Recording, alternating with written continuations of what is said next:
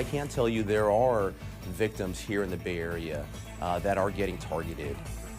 A warning for parents from the head of the San Francisco FBI. An international network of predators called 764 is using seemingly innocent games to target children in the most violent and gruesome ways. Good evening, I'm Ama Dates. And I'm Dan Ashley. Thanks for joining us. The FBI just announced the arrest of 2 leaders from 764, but the danger is still very real. ABC 7 News I-Team reporter Dan Noyes has been working with the investigative team at ABC News on this, and he is here tonight with the story. Dan. Ama and Dan, I've been an investigative reporter for decades, and this is about the most disturbing story I've seen.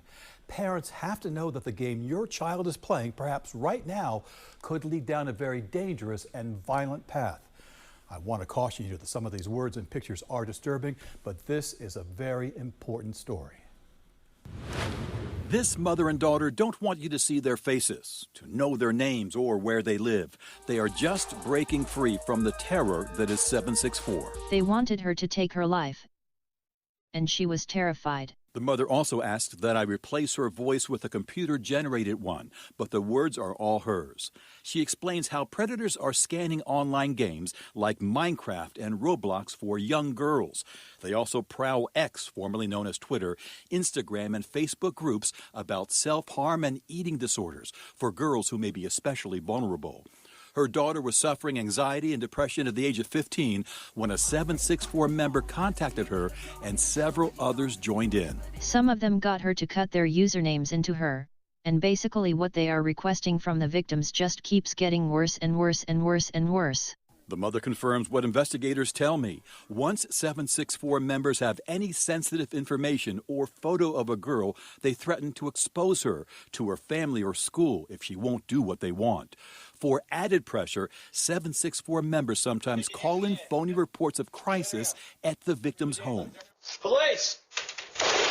So police arrive guns drawn, a process called swatting. It happened to that mother and daughter. Turn around. And the swatting happened because she wouldn't kill one of our cats. So that was the same person who had been trying to get her to take her life. And to live stream it. She also says they sent her daughter, just 15 years old at the time, a suicide manual. The same one mentioned in the latest federal complaint filed last month against alleged 764 leaders. Prasan Nepal, 20-year-old resident of North Carolina who went by the username Trippy, and Leonidas Verigiannis, a U.S. citizen arrested in Greece. He went by War and is now fighting extradition. But there's different motivations that really drive some of these actions. They could be what we call an accelerationist ideology, which is essentially, looking for the downfall of society. The special agent in charge of San Francisco's FBI office tells me the agency has more than 250 investigations underway, with each of its 55 field offices across the country handling 764 related cases. And so the FBI is working hand in hand with our partners, our federal, state, and local partners for training, for awareness, and to work together collaboratively to really combat this threat. The FBI has arrested several prominent members of 764 over the past few years, including 28-year-old Henry Ayala of the San Fernando Valley, charged with child pornography just last month, and 47-year-old Richard Densmore of Michigan, sentenced to 30 years in prison for sexually exploiting a child. I have little children cut themselves for me and do weird. That's Densmore speaking on Discord before his arrest. And then I record it.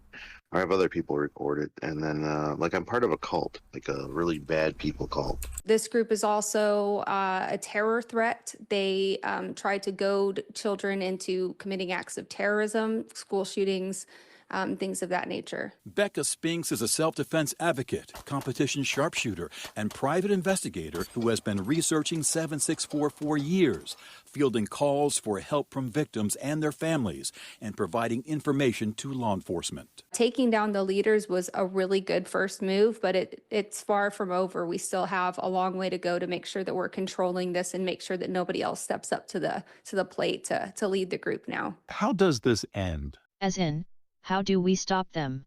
Yes. I don't mean to be pessimistic, but at this point in time it feels like it's too big. It's just this disease that has spread throughout the world. Could be the kid next door in their bedroom, who is doing the most horrific things to another kid on the other side of the world, and the parents don't know. That mother's daughter is set to testify in at least one case underway. It could be more. The victims are young, but so are some of the predators. Several teen 764 members have been arrested. By the way, victims can also be male. Bottom line, watch your kids. It's so important to get involved in what they're doing online. The companies, including the makers of Minecraft, Roblox, and Discord, all say they are aware of the issue and are taking steps to stop those who would prey on children. Just so sick. Yeah. I mean, you know, going through the story, reporting it, I had to look at some of the stuff. And I mean, I've had some nightmares, and it's just, this, and as a parent, this just really gets to you. Yeah, it's just sick Pathetic and and infuriating. twisted. Absolutely. Well, I'm just curious, what does 764, does 764, does that mean something? Yeah, the guy who founded 764, he's from Texas, and 764 was the beginning of the zip code where he lived. Of course, he's now in prison for decades, but that's how the group got the name. Okay.